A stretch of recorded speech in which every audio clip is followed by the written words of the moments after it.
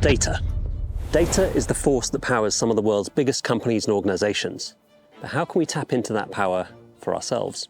How can you take advantage of generative AI and machine learning to create powerful analytics tools that you can use in your everyday? I've been using some new generative AI models to code some custom data analytics tools, and honestly, it surprised me what's possible in a very short amount of time. To put this to the test, I presented last week at the Digitech 24 conference, doing a live demo of what's possible with these new generative AI models for live coding and data analytics, taking a raw data set and turning it into a live, usable dashboard. With little to no previous knowledge and only 20 minutes to present, it was a test of nerves as much as it was a test of the tools. There we go. Can't do without the tea. All right, let's jump into it. This is a kind of run through, a little dry run of what I'm going to show on Thursday. I'm not entirely sure what I'm going to do yet. We'll see. So let's jump into it and see what happens. So I think what I'm going to do is I'm going to find like a data set, public data sets UK. So let's have a look at this one. This, I don't know, it's kind of interesting. Experts and mentors by local authority. You know what? We'll jump into ChatGPT and try and give us some basic analysis to begin with. While that's doing that, let's work on a Python script to kind of deal with this. So what I've done is I've got the data here, and then I've got a detailed overview. What I'm going to do is I'm going to run this with the O1 preview model. Okay, let's put that into here, accept, and then let's run this and see what happens. Okay, we've got some graphs. Don't know what those graphs mean. Let's make it more visible. So let's use Streamlit. Okay, we've got another version. Let's apply that. What we got? Experts and mentors, LA analysis, local authorities, summary statistics, unique values. Okay, yeah, this is kind of giving us some more information. What we need is some context for each of these, because I sort of get what it's saying now based on these, but this isn't obvious just from reading it what's going on. But it's the amount of support there is as a ratio on coverage. So I assume this is how much per authority, whether there's support versus no support or something like that. And then the participation rate, because I think there's subscriptions and then actual delivery. So it's saying that's kind of low across the whole band. Okay, we've got some updates with some bit more information. This histogram shows the distribution of the support coverage ratio across local authorities. The support coverage ratio indicates how effectively registered settings are receiving support in each local authority.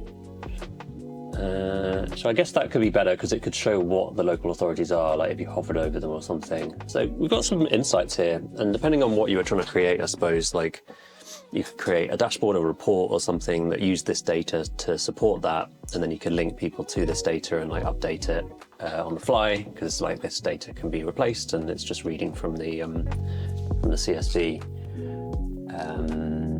Yeah, some of these don't make sense, like that wouldn't make sense. Regression plot, total settings, so registered. That's quite useful, I guess, because you have this kind of banding, so you can say if you're an outlier on this, there's something wrong, although it doesn't really work because you're not getting these things. But I suppose it could show gaps and where there's a higher percentage of gaps or something. I mean, it's very top level as to what it's suggesting, but if you were an expert in this, I'm assuming you could give a bit more information. But I mean, I just pulled this data fairly randomly. I've never seen it before. I don't understand it. I don't exactly know what it is, but this is kind of a way to show some stuff, right? It's we've done some quick analysis. It didn't take long to kind of look through the data, get some kind of top level overviews, and then build that into a little app that you can look at. So yeah, I think this is a good dry run that probably took me, 20 minutes or so, maybe, I don't know, around about that. So we're not far off. Maybe I need to practice it a little bit for the live demo, but it's looking good, and we'll see where we get to.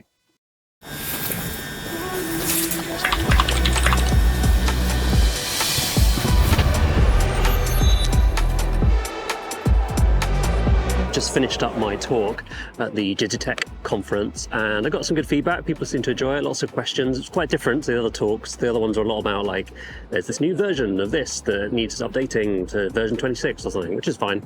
But I was doing like a live demo of like data analysis, like grab some data sets off the web, let's code something in Python really quickly. And I only had 20 minutes to do it all.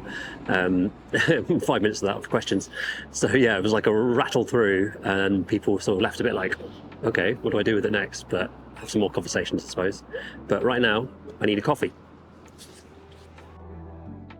I'll put a link in the description so you can have a look at the dashboard for yourself. Like I said, we made it in just about 20 minutes, so it's maybe not entirely accurate, but essentially we took a data set online, a random one that we found in the session, coded some things around it, analyzed it, and then created this live dashboard that you can see. It shows what you can kind of do and what you could do with any kind of data set of your organization or something you're trying to back up with data, and presenting it in a really engaging and interactive way.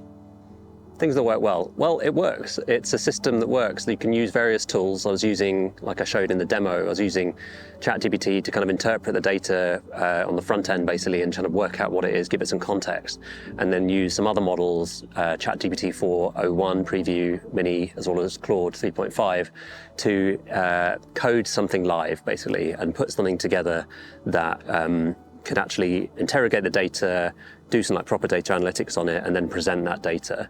And again, that's something that anyone can do at this point. Like, it's entirely possible for anyone to grab that and run with it. What didn't work well? In the session, they highlighted a lot of bugs. Like, there are a lot of bugs in this, and I didn't really put it in the demo, but essentially when you're coding with this stuff, it's not perfect, and it's not going to give you exactly what you want every time. It's going to throw some error messages. But the nice thing about it is that you can put those error messages straight back to the AI models and kind of debug it from there. You do get stuck in some loops, and we did get stuck in one during the session, but it was okay. Like, we got out of it in the end, and I was able to show like the final result. But that was mainly due to a time constraint and trying to rush it more than anything. If you're working on it yourself, you've got like an hour or two to really like put some work into this and understand what's going on. You can get around that quite easily. I'd be keen to know from any data experts watching this what you think, whether my approach was even viable. I do appreciate this is something I'm not an expert in. I'm not a data scientist, I'm not a data analyst. I don't really know much about this. I don't know about the tools. All I know is there is data out there and there are insights to be gained. So hopefully it was interesting, and I'll see you in the next one.